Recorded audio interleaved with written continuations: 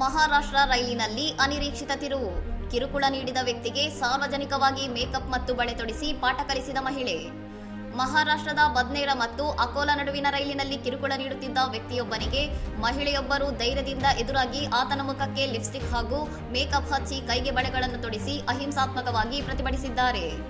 ಈ ಅನಿರೀಕ್ಷಿತ ಮತ್ತು ಸಾಂಕೇತಿಕ ಪ್ರತಿಭಟನೆಯನ್ನು ಕಂಡು ಸಹ ಪ್ರಯಾಣಿಕರು ಆಶ್ಚರ್ಯಗೊಂಡಿದ್ದಲ್ಲದೆ ದುಷ್ಕರ್ಮಿಯ ವರ್ತನೆಯನ್ನು ಖಂಡಿಸಿ ಮಹಿಳೆಯ ಬೆಂಬಲಕ್ಕೆ ನಿಂತಿದ್ದಾರೆ.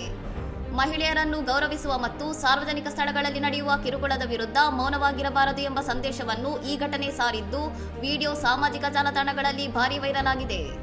ಈ ಕೃತ್ಯದ ಬಗ್ಗೆ ನೆಟ್ಟಿಗರು ಮಿಶ್ರ ಪ್ರತಿಕ್ರಿಯೆ ವ್ಯಕ್ತಪಡಿಸಿದ್ದು, ಕೆಲವರು ಮಹಿಳೆಯ ಧೈರ್ಯವನ್ನು ಶ್ಲಾಘಿಸಿದರೆ, ಇನ್ನು ಕೆಲವರು ಸಾರ್ವಜನಿಕರು ಇಂತಹ ಸಂದರ್ಭದಲ್ಲಿ ಹೇಗೆ ಹಸ್ತಕ್ಷೇಪ ಮಾಡಬೇಕು ಎಂಬುದಕ್ಕೆ ಇದು ಉದಾಹರಣೆಯಾಗಿದೆ ಎಂದು ಅಭಿಪ್ರಾಯಪಟ್ಟಿದ್ದಾರೆ. ಸಾರ್ವಜನಿಕ ಸಾರಿಗೆಯಲ್ಲಿ ಮಹಿಳೆಯರ ಸುರಕ್ಷತೆಯ ಬಗ್ಗೆ ಮತ್ತೆ ಚರ್ಚೆ ಹುಟ್ಟುಹಾಕಿರುವ ಈ ಘಟನೆ, ಕಿರುಕುಳಕ್ಕೆ ಬಲಿಯಾದವರು ಮೌನವಾಗಿ ಸಹಿಸಿಕೊಳ್ಳುವ ಬದಲು ಧ್ವನಿ ಎತ್ತಬೇಕೆಂಬುದನ್ನು ಒತ್ತಿ ಹೇಳಿದೆ. ಆದರೆ ಕಾನೂನು ತಜ್ಞರು ಮಹಿಳೆಯ ಧೈರ್ಯವನ್ನು ಮೆಚ್ಚುವ ಜೊತೆಗೆ, ಇಂತಹ ಯಾವುದೇ ಅಹಿತಕರ ಘಟನೆಗಳು ನಡೆದಾಗ ಸ್ಥಳದಲ್ಲೇ ಕಾನೂನು ಕೈಗೆ ತೆಗೆದುಕೊಳ್ಳುವ ಬದಲು ಕೂಡಲೇ ಪೊಲೀಸರಿಗೆ ದೂರು ನೀಡಿ ಕ್ರಮ ಕೈಗೊಳ್ಳುವುದು ಸೂಕ್ತವೆಂದು ಸಲಹೆ ನೀಡಿದ್ದಾರೆ. ಇನ್ನಷ್ಟು ಸುದ್ದಿಗಳಿಗಾಗಿ ನೋಡ್ತಾ ಇರಿ ಸೌರಂ ಟಿವಿ.